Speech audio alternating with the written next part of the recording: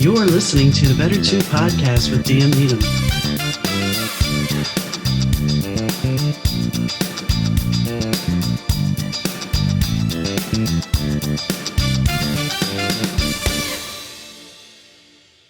Hi, gang. Donna here. Thanks for tuning into the Better 2 podcast. Today's guest is Sherry Diamond.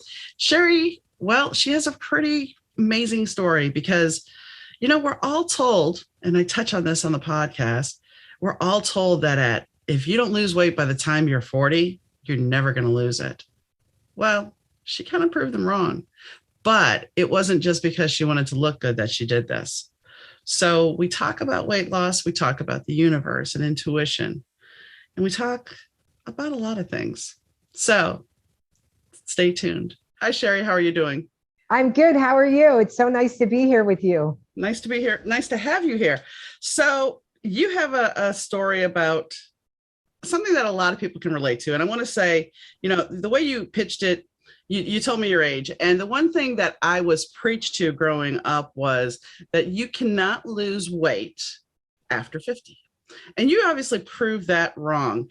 But I don't want to get too ahead of the story. So you said that you went to your doctor for an annual checkup and they didn't give you the best news in the world. So tell us a little bit about what happened. So when I was 64, which was a few years ago, because this year I'm going to be in October, I'm going to be 69. And I went to the doctor. I've been going to her for years. I love her. And she said to me, listen, you're pre-diabetic. I'm like, what do you mean I'm pre-diabetic? And she said, yeah, you're pre-diabetic. And I would say at this point with your numbers, you have about a year to either start eating a little healthy and get your numbers down, or you will be on medication. And eventually, if your numbers keep going up, I might have to put you on insulin. Well, she said the wrong word to me, which was insulin, because I'm terrified of needles. I watched my mother suffer with diabetes, and then she had other issues. And what I've noticed with people, even some of my friends, that once you get diabetes, if you don't reverse it, it leads into other diseases, and you just keep packing on the pills and the medications. So I said to her, well, that's not going to happen for me.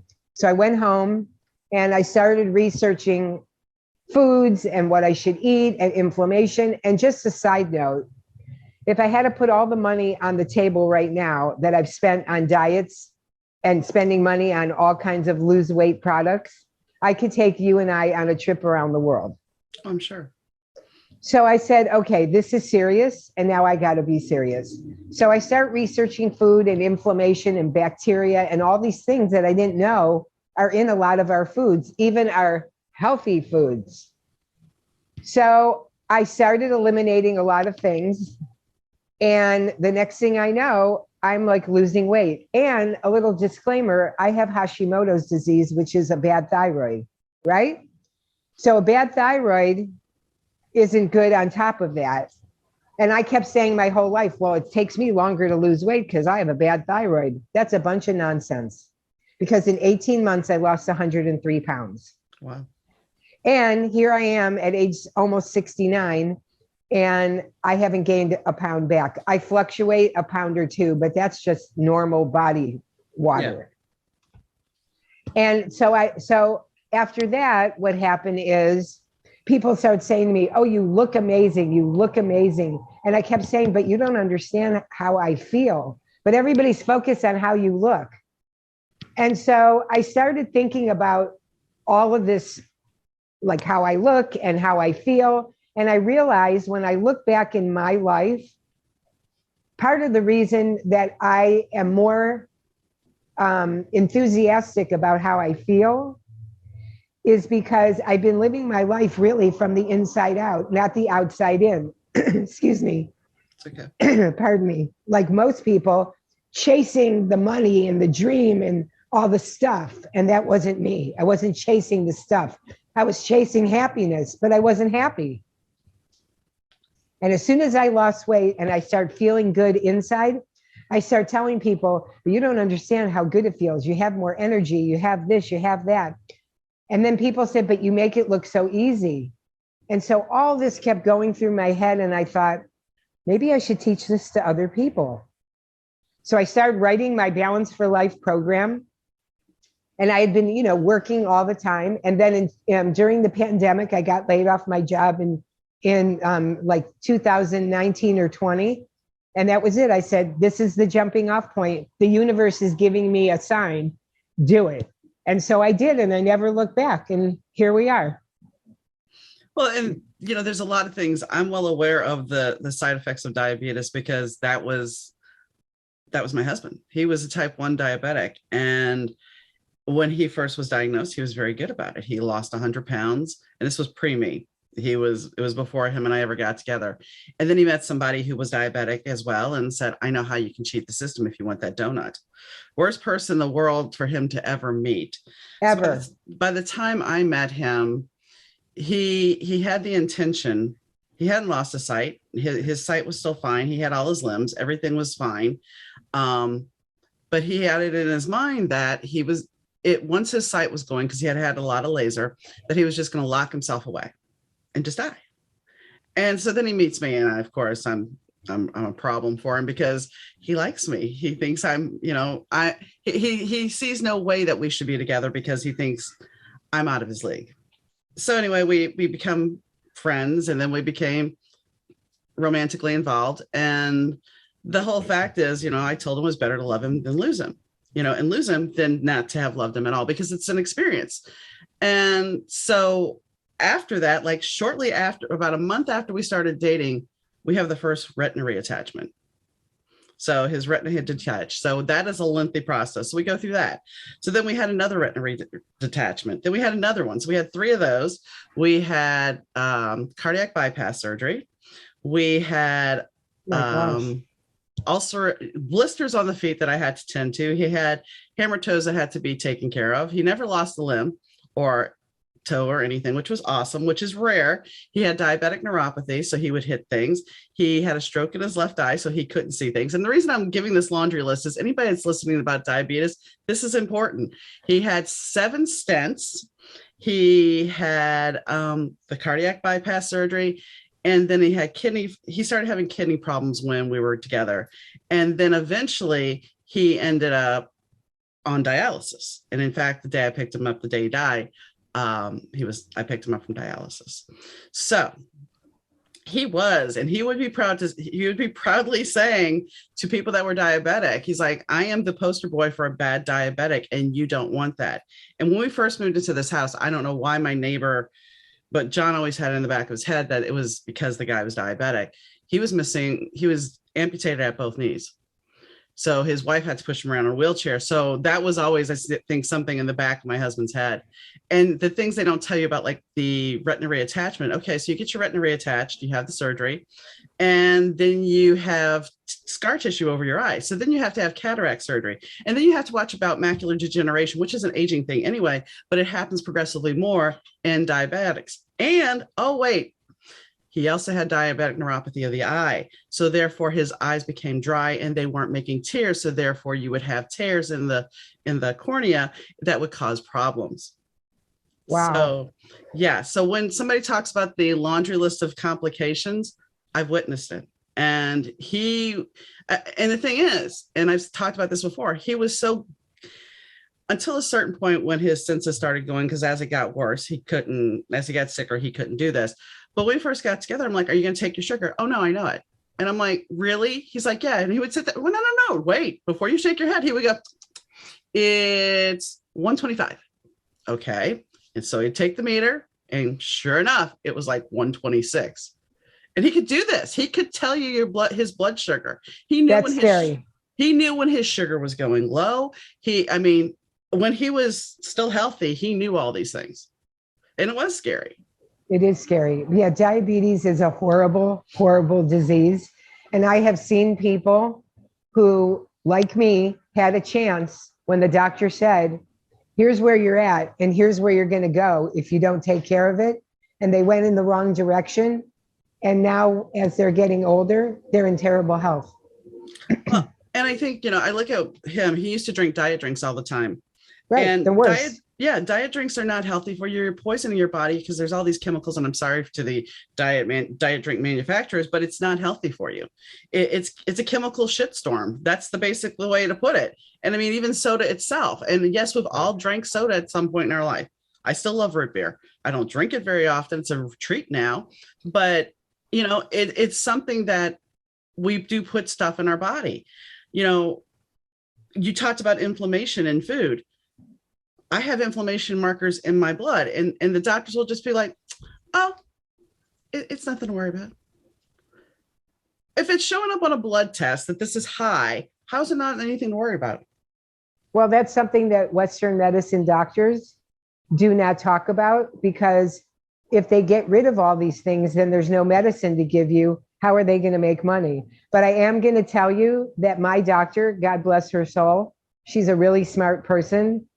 And 7 months after I launched my program, she went on it. And she doesn't need to lose any weight, but she has a lot of belly fat. She felt stressed out. She has a little 5-year-old son, and she feels like she doesn't have enough energy for him. And she said, I feel miserable. I said, that's because there's certain foods that you're eating that are doing this to you. So she went on my program, and I have to tell you, she said to me, I had to go see her the other day because I had to go have my annual blood test. And because I have, like you, I have Hashimoto. And she just said to me, I think about you all the time. And when I want to go eat something bad, I go, oh my God, Sherry would be like, don't do that. And I said, see, she said, but you really instilled in me. And this is a doctor. She went to medical school telling you. So, I mean, how can it get any better than that when the doctor who spent years in medical school and she's been practicing for years tell you this is a great program? Yeah. Well, I mean, for me, getting diagnosed with Hashimoto's, my primary care doctor was a man at the time, and he would pull thyroid panels because I'm telling him what's wrong with me. He's like, well, it must be fibro because I can't find anything. Okay. So we get in a car accident and we go to an acupuncturist, and she's like, in order for me to treat you, I need to pull all your blood work. I'm like, okay. So she pulled, I paid for it, and she pulls all the blood work, which is a much larger panel than what the normal doctor pulls for thyroid. Right. And she comes back and she's like, you have Hashimoto's. You have this thyroid condition. So I go to my male primary care doctor at the time, and I give him the paperwork, and he looks at me, he goes, and I said, this is what's going on. He goes, where did you get that? Not, let's work on it. First thing out of his mouth was, where did you get that? He left his practice. I ended up now with a doctor that I followed because she listens. She listens to what's going on with you, and she takes the time. And he's mad because you figured it out without him. Well, let me tell you about Hashimoto's, something interesting. I could have avoided it, but when I was a kid and I was going through puberty, pardon me, let me just drink something. No, that's really fine. Quick. That's fine. Okay. So when I was a kid and going through puberty, I was a chubby kid. And my mom took me to the doctor. I think I was like 11 or 12. And she said, I think you should test her thyroid. The doctor said, oh, no, we don't need to. And my mom said, no, please, I want you. He wouldn't do it. So fast forward to when I'm 40 years old. And I can't get out of bed to go to work because I can't even move. I'm so tired. And I have more energy than most 10-year-olds, right? Yeah. Still to this day. I couldn't get out of bed. I would go to work dragging my feet, and everybody be like, what is wrong with you? And then my hair started falling out in huge clumps. I would come home from work and go to bed at 5 o'clock and sleep till the next morning. I mean, like life was in oblivion. And I was telling my mom about it because at the time my mom was still living, and she said, I think you have a bad thyroid. You need to go to the doctor. In fact, I'm coming there. She got on a plane and she came to visit me.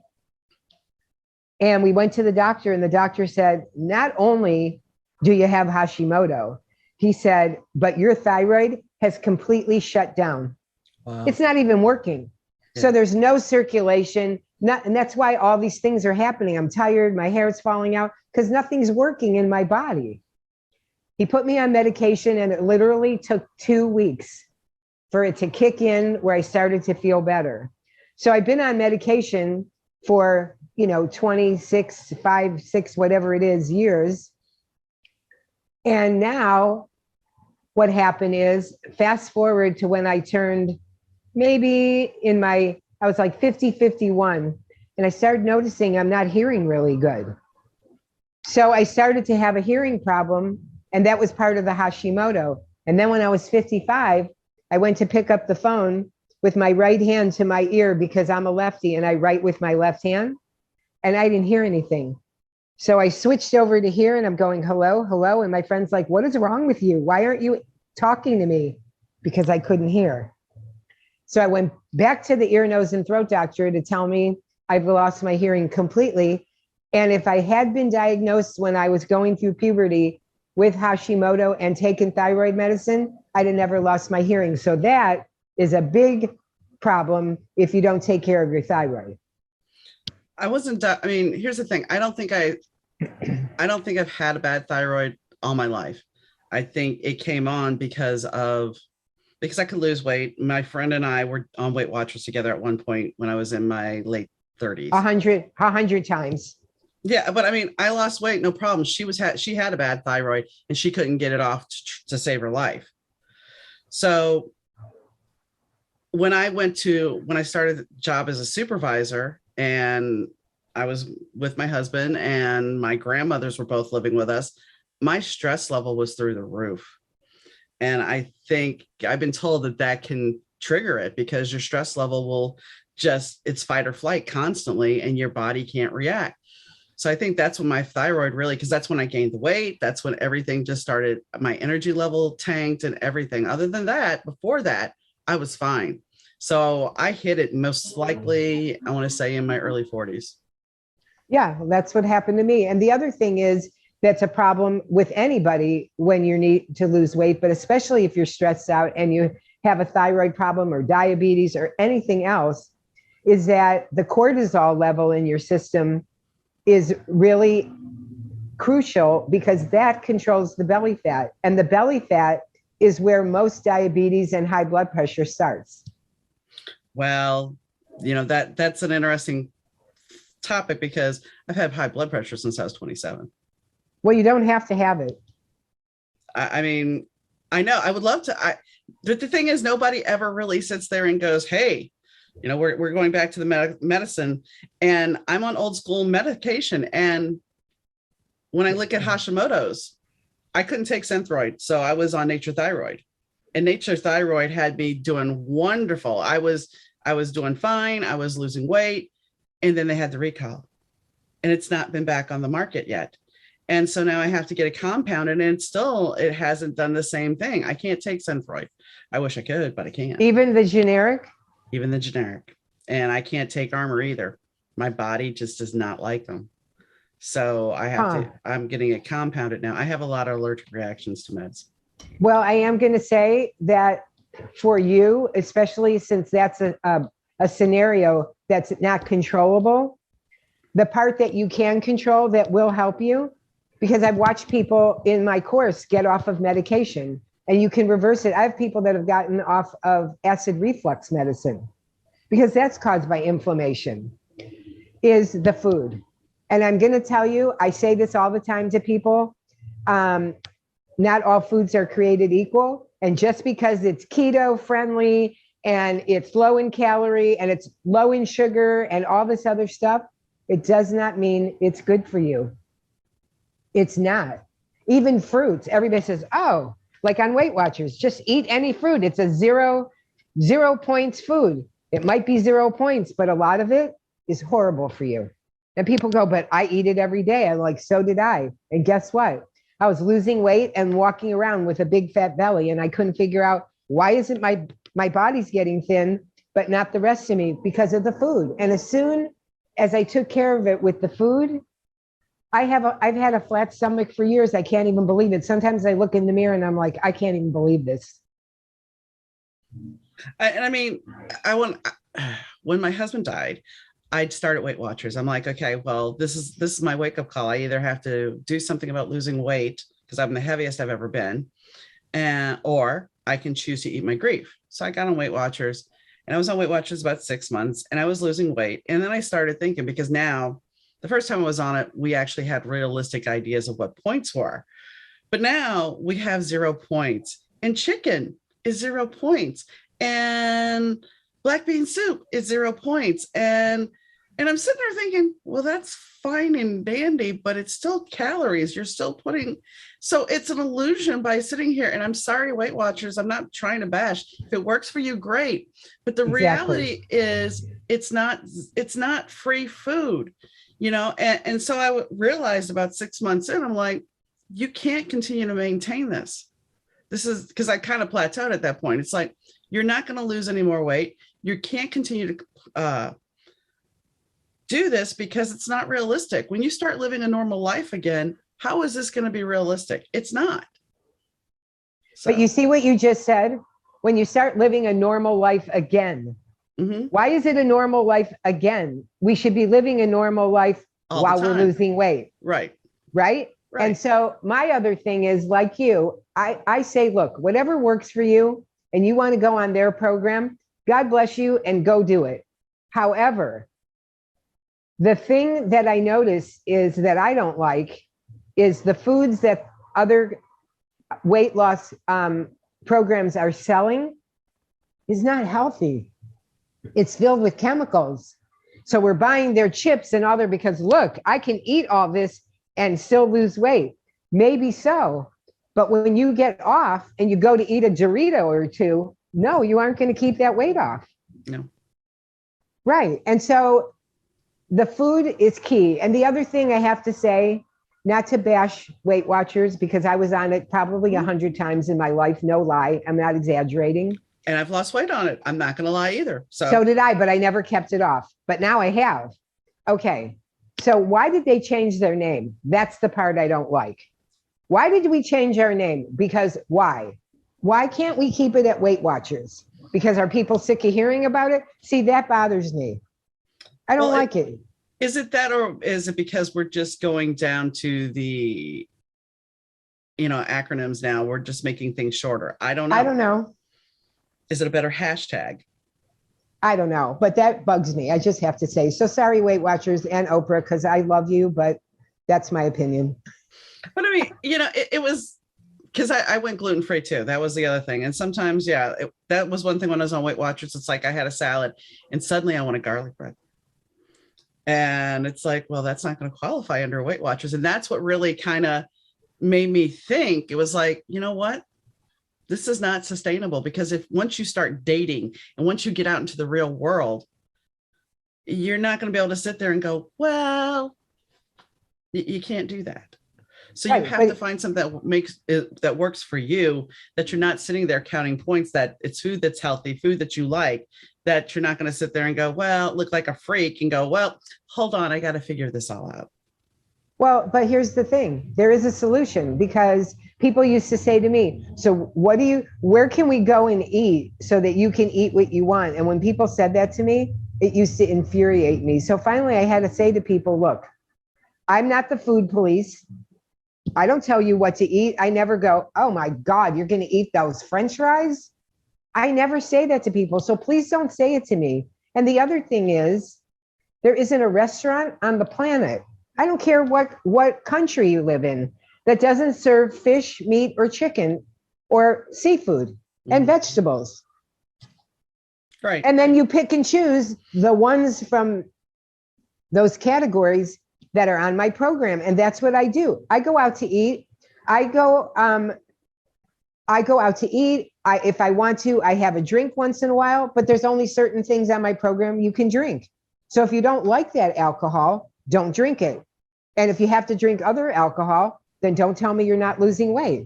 You know what I mean? It's a trade-off. Right. What do you really want? Because that saying, you want to have your cake and eat it too? Not on my program. You can have cake, but you can't have cake and eat it too. You have to, it's one or the other. When I look at, people are like, well, McDonald's is unhealthy. I have not been to McDonald's in 2 years. 20 years. 20. It's been 2. Okay. It's been 2. But I remember when my husband's like, well, let's just stop at McDonald's. Like, okay, fine, whatever. And I would sit there and order something without a bun. And he would look at me, how are you going to eat this? They give you a lettuce leaf so you can eat it. Granted, at a certain point, McDonald's just became, and no offense, it just became disgusting to me. The taste of it didn't taste the same as it did when I was a kid or in high school. It just didn't taste the same. And right. I think that's another thing with the mind. Your body has to get to a certain point where your body's just like, that doesn't taste right. I don't want it.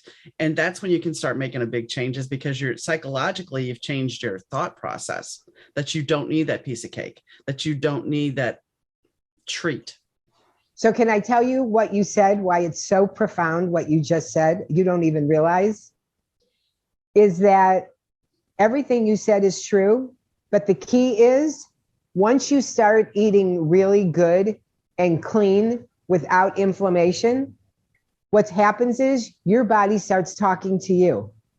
Because right now I'm at a point where if once in a while, like I'll give you an example. My birthday is in October. So this past October, I went out a couple times with friends, for my birthday. And we went to this one restaurant that I love. And they have the most delicious chocolate ice cream sundae, like on planet Earth. And they're like, oh, you won't eat dessert. I said, I might, but if you want to order, let's just order dessert. And if I feel like eating it, I will, but I don't like when people make those kind of statements, because I might want to taste it. I'm not going to die if I taste something that's bad for me. Right. I'm human. So I had 2 bites of that sundae. And do you know that within 30 minutes, I had a massive pain in my head from the sugar?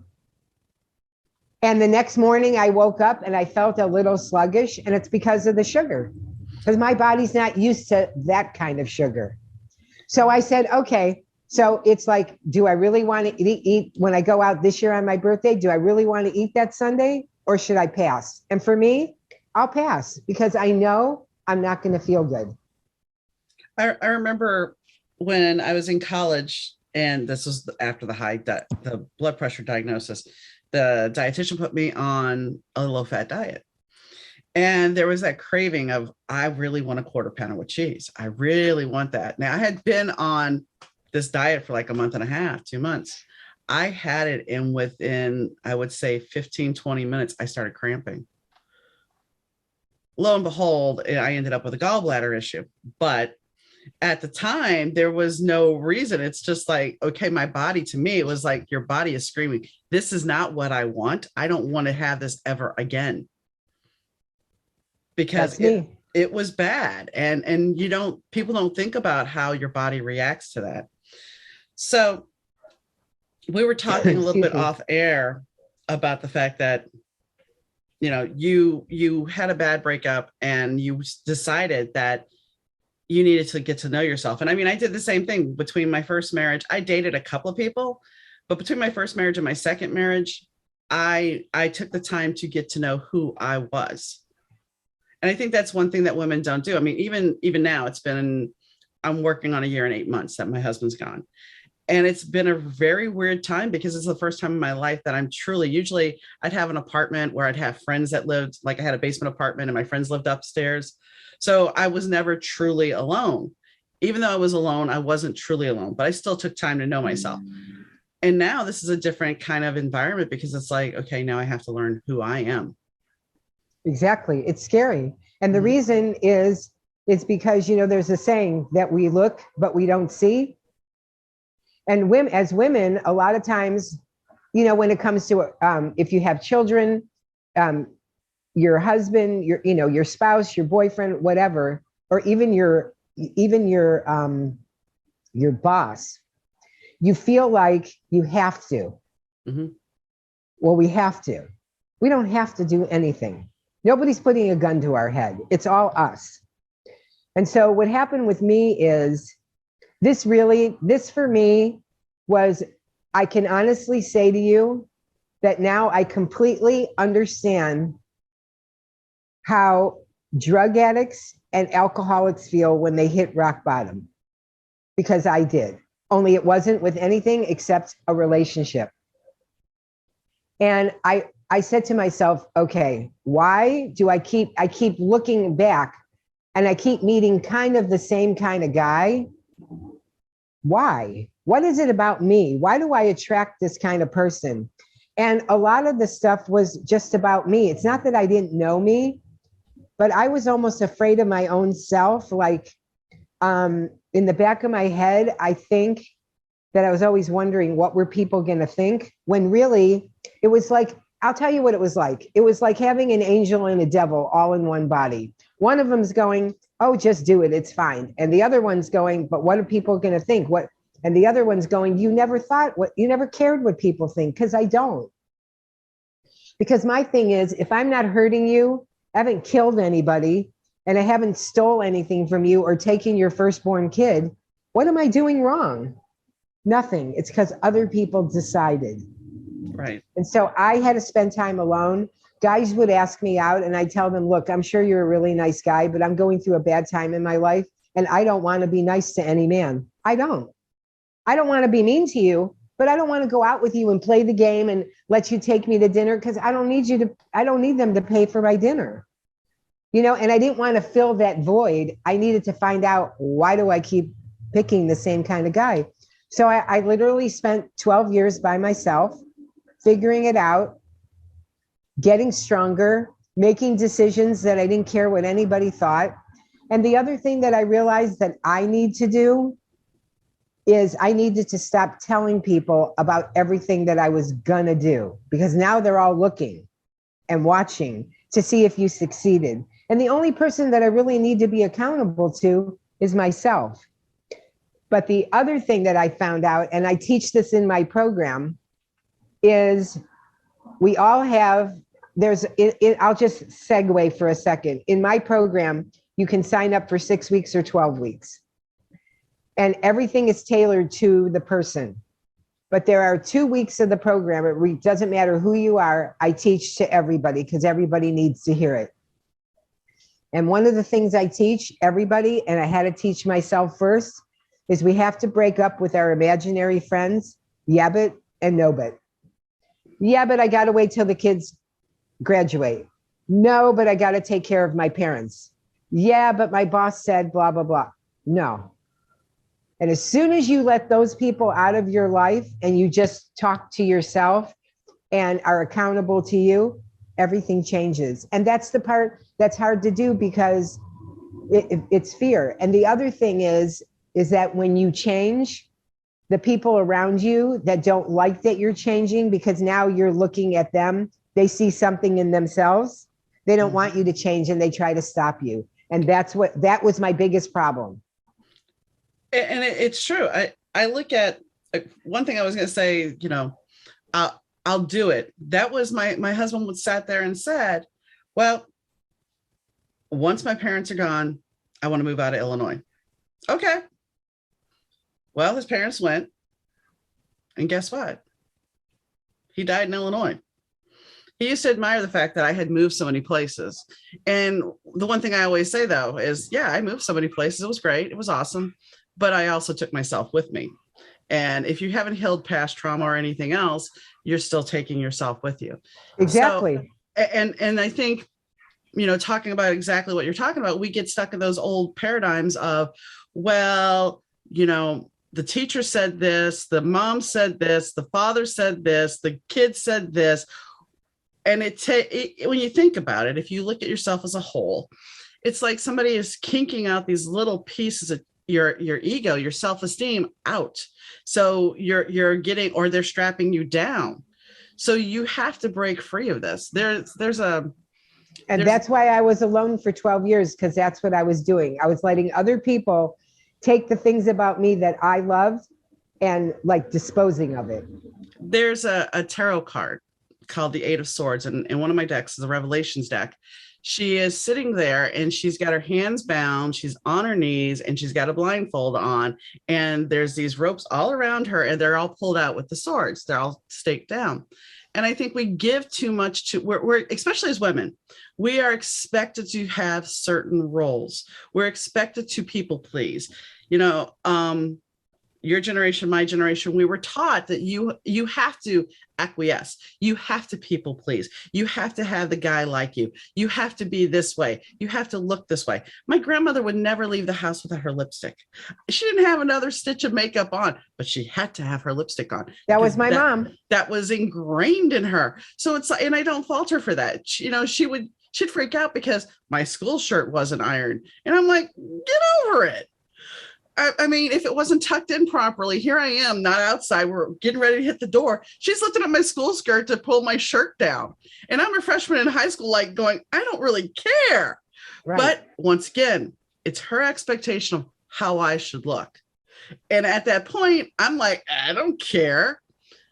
But as you grow older, those little expectations that people put in your head, you start to hear. You start to have that inner thought process of, well, should I be doing this? Should I be looking like this? Should I be dressing like this? Should I be saying this?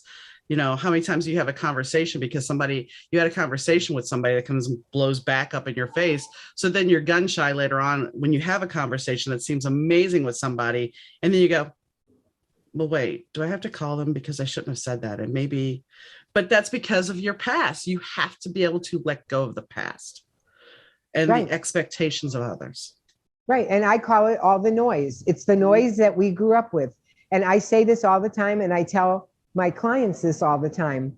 And you really have to think about this because it's true, is that how you're socialized as a child and what you think in your head as an adult is going to be the definition of your life.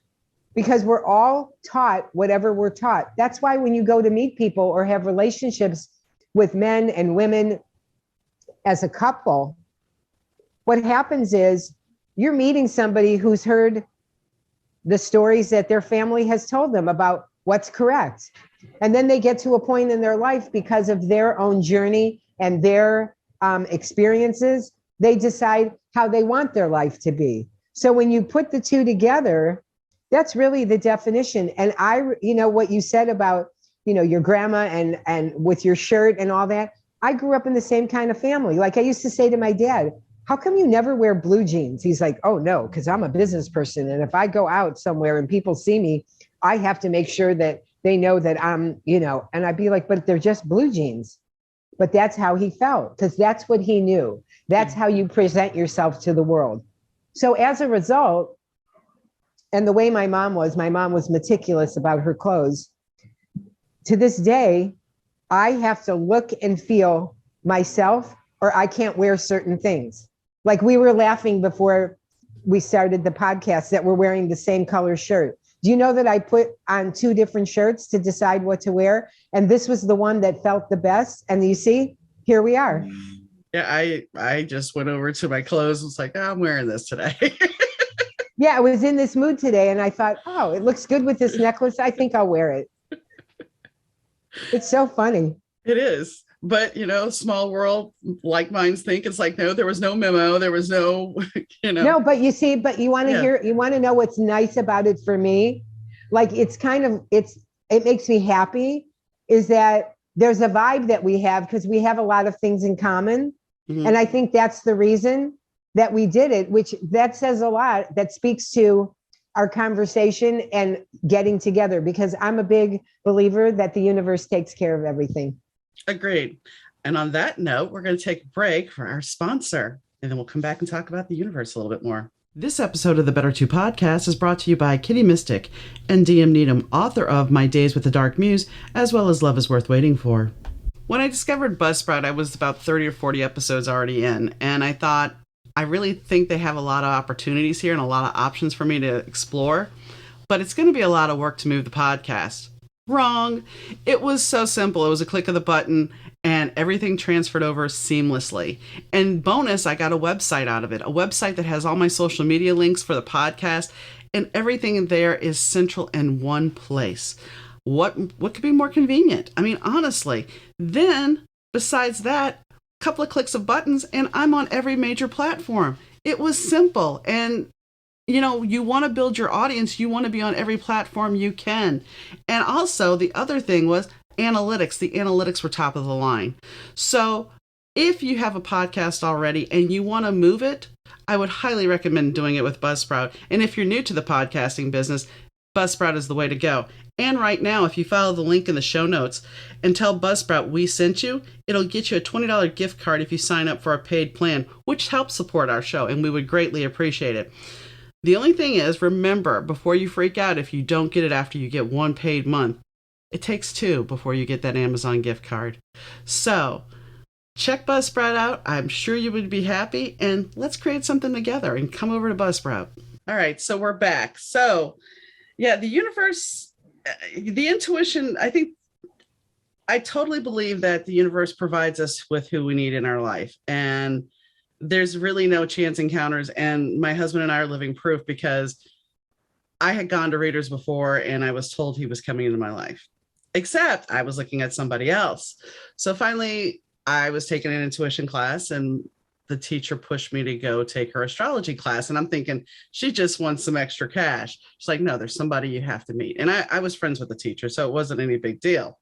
So I took the class, and it turns out that there was a girl there. And this girl was the ex-girlfriend and still friend of my would-be husband.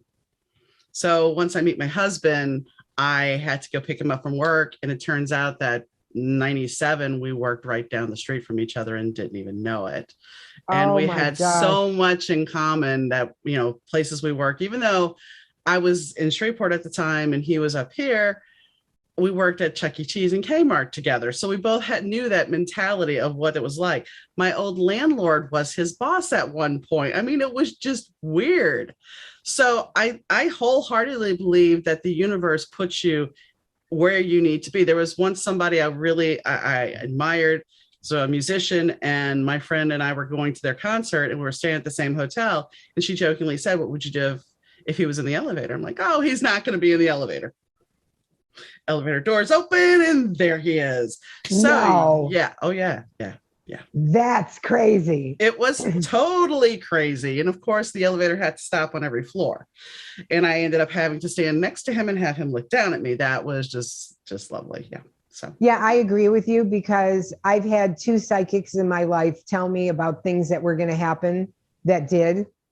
And the third one, well, actually the first one and the third psychic I ever went to in my life told me that I should think about doing it for a living, because I have great intuition and I can think about something and the next day it happens. Mm-hmm. Or I have an intuition about somebody and I call and go, hey, is everything okay? And they go, oh, did you know that? But because it's just a thing. Yeah. And I've been like this since I'm a kid. Mm-hmm. And when I was a kid, they used to say, oh, she has such a great imagination. And I used to think, you guys are so stupid. This isn't imagination. I know what's going on. But you can't tell that to people because they look at you like you have four heads. Go ahead. So I stopped doing it. And now I just, I understand manifestation and all of that stuff. But what I was going to tell you about the universe is I know for sure, and I finally realized it about 8 or 10 years ago, that for sure, God and the universe sent me to the correct family to grow up in, for sure. And that everything I was supposed to have in my life or not, either I got it or I didn't, because I was supposed to have it or not. And it continues to happen. And as I get, I don't want to say powerful, but I feel more, I can't say comfortable even in my own skin, because I'm very comfortable in my own skin. But I guess as I get older, there's an ease about me that gets easier and easier, where things don't even matter that you used to care about 20 years ago. Mm-hmm. There's such a peacefulness about that. But the only way you can get there is really, you have to, what you said earlier, we have to look at ourselves. Because if we don't look, all we keep doing is we keep carrying around the same baggage all the time. And then you get to a point where your life is never going to change because the story doesn't change. Right. I mean, that's the thing. It's like, my husband used to tell me, you need to write your life story. And I'm like, whatever, nobody's going to find me that interesting. And the funny thing is, in the last 6 months, I've had 3 people tell me, you need to write your life story. And it's just like, so I will, but it's just, for you and for me, your life is your life. You don't look at it as anything amazing because it's your life. You grew up with it. Doesn't matter the trauma you went through or whatever. You don't see it as anything but normal because everybody else has their life. But when somebody has a quote unquote close to normal life and they hear about somebody that has trauma, they're like, well, how did you survive? It was life. You just navigate it. You just moved through it. You lived it. The person who is homeless, they learned how to navigate that as a kid. They learned how to go through the channels. The person who has a divorced family, because my parents they split in 1977. So it wasn't kosher yet to have the divorced family. That was something new. And yeah, it's like, oh, we're going to have father-daughter dance. Okay, well, maybe dad will show up, maybe won't. There was all these things that I was looked at weird because, well, your parents are split. Okay. Yeah, I remember when I moved to California, I didn't even know until I was in my maybe mid-20s. I didn't know anybody whose parents, maybe one or two, I didn't know anybody whose parents were divorced. Yeah. Everybody's parents stayed married forever. And then they'd be like, and then I moved to California and I find all these people, yeah, their parents are divorced. And I used to just be mind boggled by it. But I am going to tell you, as I gotten older, over the last probably 25 years, I really understand how people can wind up homeless. I understand why people are addicted. I've never, thank God, I've never had any kind of horrible thing happen to me physically. But when I was a kid, I almost did, but I got away. So I understand how women feel if, God forbid, they've been molested or raped, even though I wasn't, but I came close.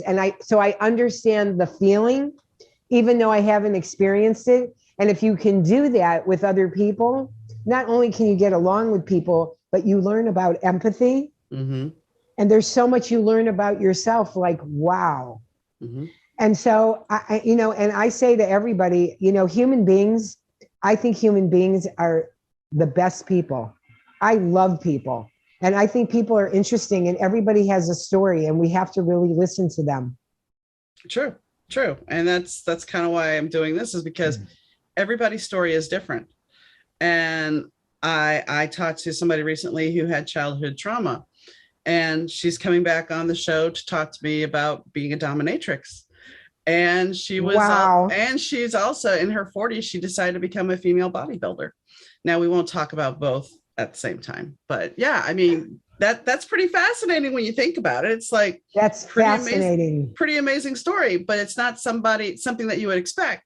I talked to, the episode that dropped yesterday is about a Navy SEAL. And, there's different people. And the fact that I'm able to talk to people from all different walks of life and learn something and then share that story with other people so they can learn, it's a very powerful gift. And I'm happy I get to be part of it. And there's something that's very therapeutic for you. It's like, I'm sure for you, like it is for me, when I first have somebody interested in my Balance for Life program, they do a Zoom with me. And for 15 minutes, I give them a free consultation. So I can ask questions, they can ask me, and I get to know them. And then every week when we have our one-on-one over Zoom, I already know, based on what they've told me, when they tell me, oh, this happened this week, or I didn't do this correctly, I already know what they did wrong. I already know. Yeah. And you get to know people where you can help them. And at the same time, it's very therapeutic for me because I'm reinforcing in my head about what I do in my life. Right. And I love it. And it's a gift to you. That's the thing. People don't always necessarily see that. And this goes back to, if you have something you do that you're passionate about, it's a gift. It's a reward to you to be able to share it. It's a reward to be able to put it out there into the world. Right. And if it's a soul-sucking job that you're going to each week, and I know sometimes we have to, but it can cause you to be toxic. It can cause your heart to be toxic. It can take you down. Exactly. You know, it's funny when you said about sharing. That's one of the reasons when I chose my Instagram handle, I chose Share the Gifts with SHER, like the first letters of my name, because that's really what I want to do with people. I want to share with people, but I want other people to learn how to share their gifts, because we all have one, but not everybody knows what it is. Well, and going back to the universe, it's like we all have intuition, but we are all taught, back to your imaginary friend story, we are all taught that this is crazy. You can't know this. I had one friend whose parents took her to have an exorcism because they thought she was possessed. So they took her and had her exorcised as a 5-year-old. No. Yes. Okay, that's insane. These people need to go see somebody. It is insane. And then I have another friend who actually, she's been on the podcast 3 times now, but she talks about how her family she woke up, I think she was 5 or 6, and there was a guy at the foot of her bed who was oozing water out of his mouth. Well, it turns out that there was a boat accident like way, way long ago. And that's what she was saying. She's a medium. So, my husband, one time when his sugar was going low, he said that he saw a cowboy at the foot of his bed. He couldn't see that far. And he saw a cowboy at the foot of his bed, and he woke up, and he realized when he woke up, he was still seeing it. And the guy was kind of telling him to get up, and he was living in Cicero at the time. So it's very possible that that was a cowboy from that time. And his blood sugar was going low. So if he would not have gotten up, he would have most likely went into a coma. So let me tell you what's so funny about, not funny, but ironic, is that when I was in this relationship that I knew I had to get out, but I didn't know how I was going to do it. One day I was laying in bed and I was by myself, and I just went, okay, God, I know I need to do something, but why can't I do it? What's the matter? Do I need a sign? What do I need? And I went to sleep, and 2 minutes before I woke up, my mom's face was right here. I mean, like she could have licked my face. She was that close. Mm-hmm. And she yelled, no. And I went, okay, my mom knows this is not good. And then I went and I started the breakup process right after that. But I had to wait for that to happen. Yeah, because I didn't have the oomph on my own. And see, the universe said, okay, Mom, come on in. Let's go. Tell this kid, get out of here. And that's exactly what happened. And I understand all that. I've lived that, where you see things and things, and you wake up the next day and you just have to do it because it's real. When I look back at before my first marriage, my mom kept coming to me. She had been dead for maybe 6 months to a year. She kept coming to me to tell me that she had something to tell me. So last time she shows up, she has my stepdaughter with her, and she's dressed like she's the day she died. And so she's like, I have to tell you something. And I'm like 2 weeks, I think, away from getting married. A week or 2 weeks. I don't remember exactly. I have it written down somewhere, but she's like, I need to tell you something. I'm like, no, you're dead. Go away. She's like, no, I need to tell you something. I'm like, no, you're dead. Because she kept coming to me telling me she was alive. And I'm like, no, you're not. And the thing is, she committed suicide, was cremated, and I never saw her. So I got a phone call for her. I got a phone call saying she was dead. And I released her ashes, but there was still not the connect of, here's the physical.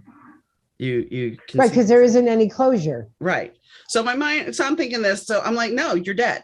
So she leaves. She doesn't come. The next time she comes back is like 2 years later or a year later, after my marriage has ended. And she's just sitting there with her arms crossed, not saying anything, smirking. I'm like, okay, fine. But I wholeheartedly believe that she was trying to tell me not to get married.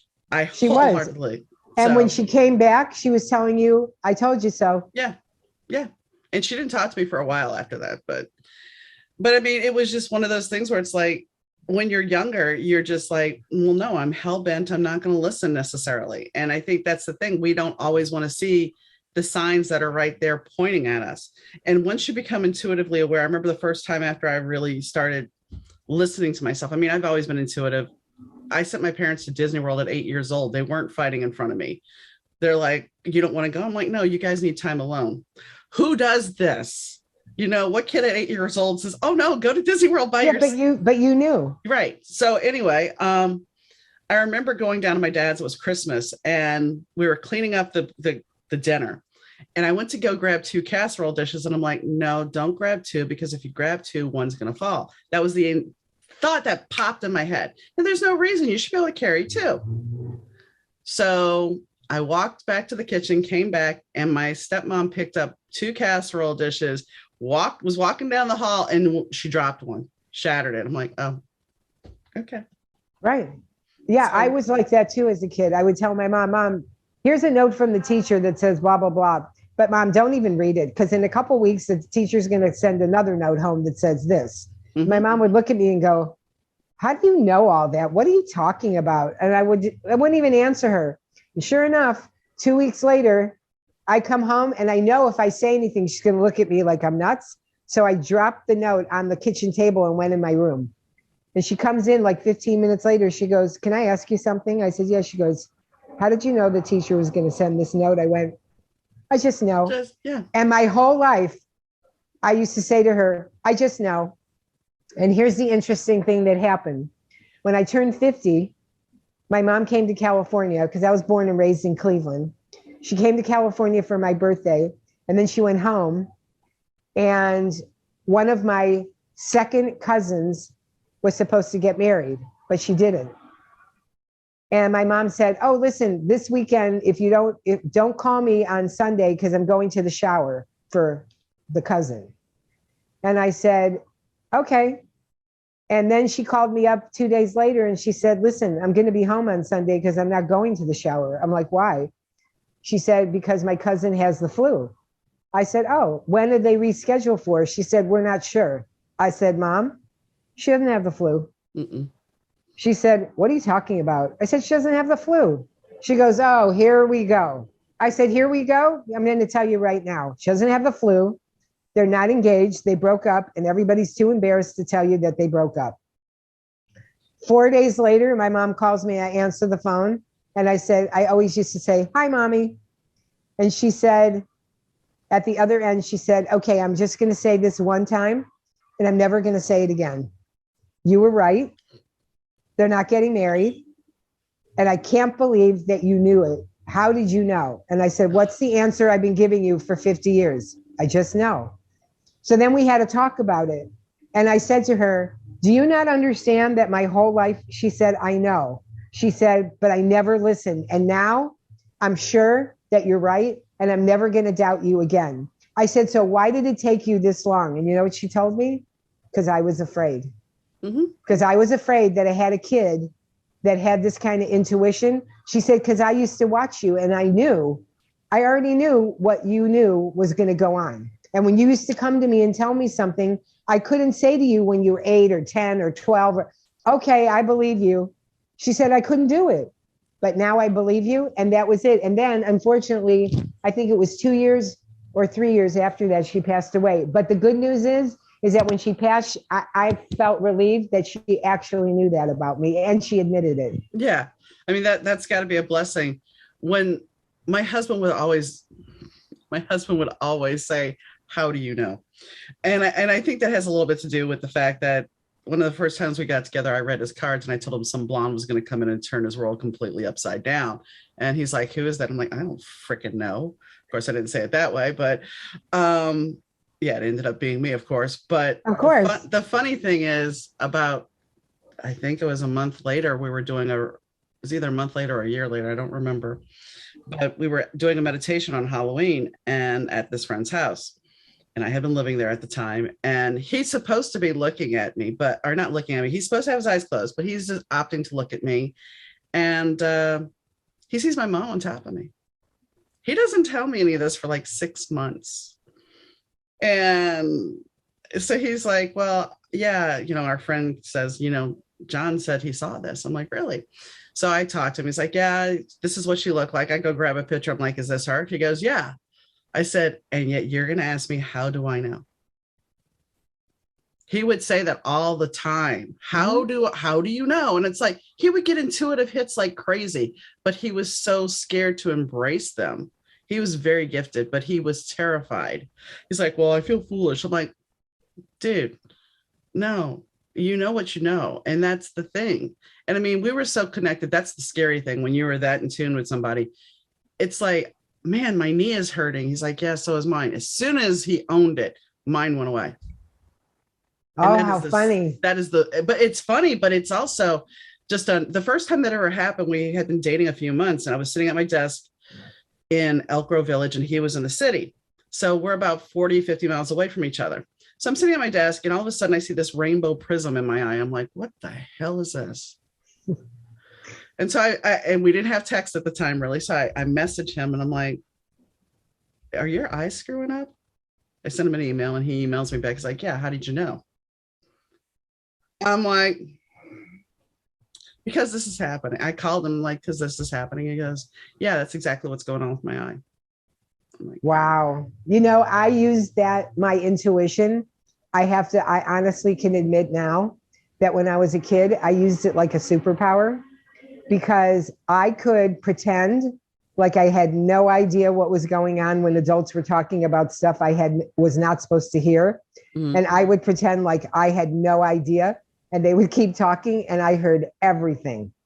Like I remember one time my parents had company and I was the kid that hated to go to bed because I was afraid I might miss something, right? Mm-hmm. And I wanted to listen to the adults talk and tell jokes and everything. So I used to go upstairs. My mom would put me to bed. I think at this time I was maybe 10. And then as soon as I knew she was downstairs and involved with her guests, I would come with my blanket and lay in the hallway by the banister and listen to what was going on downstairs. And I would hear one room people talking and the next room people saying, and then people going from room to room and telling lies. And I used to be like, oh my God, they're lying. And then I remember one time after my parents had guests over one night, my mom said, oh, did you know that so-and-so? I'm like, Mom, they're lying. She's like, what are you talking about? I said, they're lying. I was upstairs laying in the hallway and they were here, said this. And then they went in the kitchen and Mom, they're lying. And she used to look at me and say, first of all, what were you doing out of bed? Right? Yeah, she didn't care about anything else. She was mad that I wasn't sleeping. Yeah. But she didn't want to acknowledge that I could be right. But there were a couple of times where she did investigate and she did find out I was right, but she still didn't want to believe it because all she focused on is you should have been sleeping. It goes back to a gentleman who the term that my grandmother liked to use was piking through his parents' things at 7 years old. And he found out he was adopted. And he's 70 now. So this is, you understand, it's from your generation. And so he found it and he's like, I didn't go talk to them. I didn't do anything. I said, well, yeah, if you would have went and talked to them, they wouldn't have answered you anyway. They would have just looked at you and said, why were you piking? Why were you digging? You had no business looking in there. And that was kind of the same mentality. If I would have done something, it would have been the same way. My parents, they would have been the same thought process of, well, you shouldn't have been doing that. Well, because as human beings, we're afraid to take ownership of the things we know. It's like me, when I knew I should be losing weight, and this is a long time ago, I could look at myself in the mirror and in 1 second go, what is wrong with you? Why don't you just get it together? And the next minute I could turn the other cheek and go, yeah, I think I'll just go eat some Haagen-Dazs. Yeah. Because it's so easy to just go, yeah, whatever. Well, and for me, I was raised with a mom like that. I was raised with a mom who would sit there and tell you, you can do anything you put your mind to. Oh, one day you're going to fall flat on your face and I hope I'm there to see it. Okay, pick a lane, which way we're going to go. Right. And so the noise that you heard affects you as you're getting older. So as you become an adult, who knows what manifested from that? Mm-hmm. Right. And so that's what I did, going back to our earlier conversation. Those are all the things I looked at and started doing what we now call unpacking about me. Yeah. Yeah.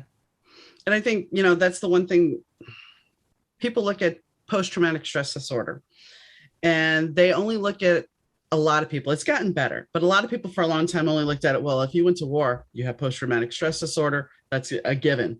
Anybody else doesn't have it. But the fact is, now they have a term called childhood post-traumatic stress disorder. You can have PTSD from work. You can have PTSD from being attacked. I mean, there's so many ways to go talk about it now. And I think we have to have those open dialogues, because somebody with a shared experience, here's a little caveat to that. Somebody with a shared experience, you can have somebody that relates to it and understands. However, I do find it kind of a slippery slope when you join a group, because sometimes instead of moving past the trauma in a group that we're supposed to get support from, and I'm talking online, I'm not talking in person, that we end up just compounding that because everybody starts to want to wallow. And that's a very slippery slope. And it's not that I'm knocking groups, because I think groups can be a very helpful tool to help people, but you have to be willing to work past that and not get stuck in, oh, well, this is my life and this is poor me. Exactly. And that's what happens. You know, we were talking earlier about diabetes and medications, et cetera. And that's something that I noticed people in my age group that are in their 60s. And now I notice it a lot with people in their 50s. Once they get to that point where they start taking medication for something, and you're at the age of 50 or more, they're like, well, you know, I'm 60 whatever years old. So, you know, you're like we're supposed to embrace having these problems. And I don't buy that for anything, because my motto is here's my goal. My goal in life and my health are two things. One, jokingly, I say this, but in my heart, I really mean it, is that I want to live forever and piss off the whole world. But the more important part of it is that I want to be the first person in my immediate family that does not have diabetes, high blood pressure, or die of cancer. There's nothing wrong with that statement. And I want to say something about that. You know, when you hit people that are 50s, 60s, 70s, they get to this comment. I've heard this comment, I can't tell you how many times. Well, I'm going to die from something. Does that mean let's just go get in the car, with no doors, no seatbelts or anything, and go 100 miles an hour and hit a brick wall? Is that what you're really aiming for? Because technically that's kind of what you're doing. But you know what they're really saying? What they're really saying is, I know I need to make a change, but I can't find the wherewithal to do it. Yeah. But again, people are hesitant to reach out, because even with me, I have people that say to me, oh my gosh, I need to have a consultation with you. I've got to feel better. So we have a consultation, and I say to them, it's really simple. My program is so simple. You just pick, do you want to do it for 6 weeks or 12 weeks? I send you the clean eating food list to follow. I go over it with you, every single food group, every single food. I send recipes. I do everything. And then at the end, when I tell them, so this is how it is, I make it really easy. That's when yeah, but no, but show up. Yeah, but because they're afraid. They're afraid. Why are they afraid? They're afraid they might change. What are other people going to think? What's my husband? Oh, hold on a second. I think my battery is dying. Hold on. Oh, no. I'm so sorry. That's okay. Okay, hold on one second. I'm so sorry. That's okay. So what happens is they have to change, and they really aren't ready to change. Mm-hmm. So they find every excuse, and they think that they can be on my program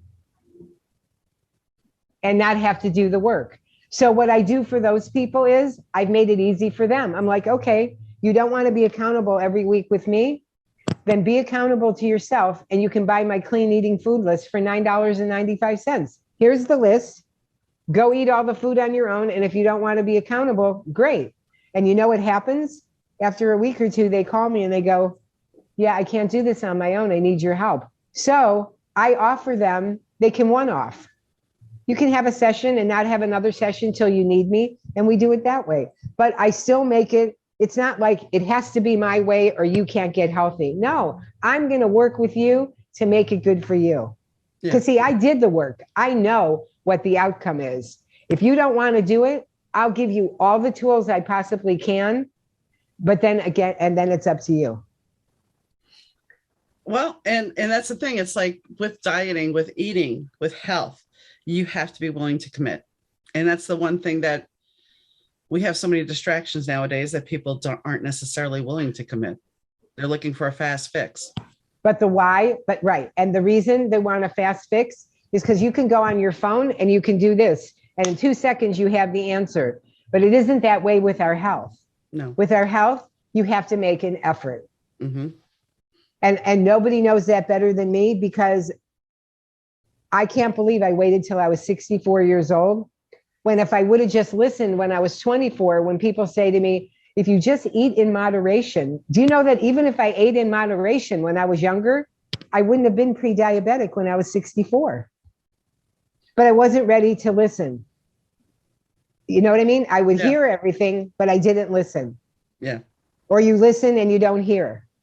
It's one or the other. But then I had to have something shake me up to listen. And I tell people, look, if you're 40 or 50 or even 30, and you take high blood pressure medicine, you can get rid of it. I can show you how to get off of it, because once you get older, the longer you take it, it's just going to keep wreaking havoc on your body. That's going to start turning into other things. And I am going to say that my experience is 80% of the people I know that started out with high blood pressure at some point in their life, if they've been on it 10 years or more, wind up when they get older getting diabetes. Okay. Because the two are caused by inflammation. And inflammation and cortisol are horrible. Yeah. Yeah, they are. So on that note, I'm going to put a bow on it. Is there anything you want to add? No, I just want to say this has been a great discussion. I've had so much fun with you.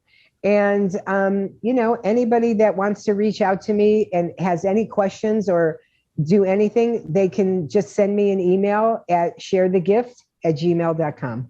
Okay. Thank you, Sherry, for coming on. Okay. Thank you. Have a beautiful weekend. You too. I hope you guys enjoyed the episode. Sherry, she's definitely a powerhouse, and Sherry and I are most likely going to be working together in the not too distant future. So that'll be kind of cool. I think if you are interested in trying to get inflammation off your body, what she says is true about inflammation. Inflammation can be deadly. It can cause numerous health issues. And it's something that, even myself, I have to work on, because inflammation makes you tired, makes your body hurt, makes your joints hurt, all those things. And nobody likes feeling like that. We don't have to feel old. We can be mobile. We can live our life. We can get off medication in some cases, not all cases, but in some cases we can turn things around. A lot of times if you've ever been to a gastric bypass surgery symposium, they'll tell you that if you lose weight, you can get off certain medications. So that is coming from a medical profession. That's not just something willy-nilly. So if you want to lose weight, reach out to Sherry. She has that program, and it's a life program. It's not something that's just going to be a quick fix Band-Aid thing. It's to make life changes.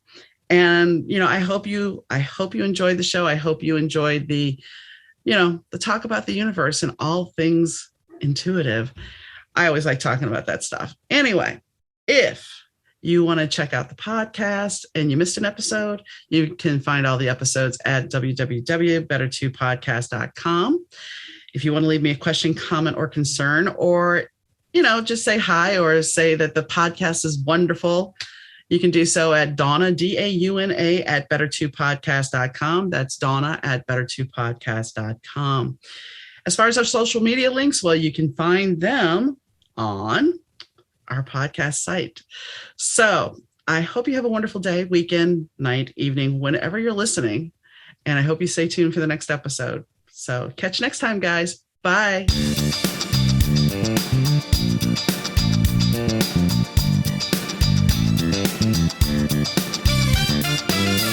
The Better 2 podcast is mixed, edited, and produced by Rich Zai of Third Ear Audio Productions.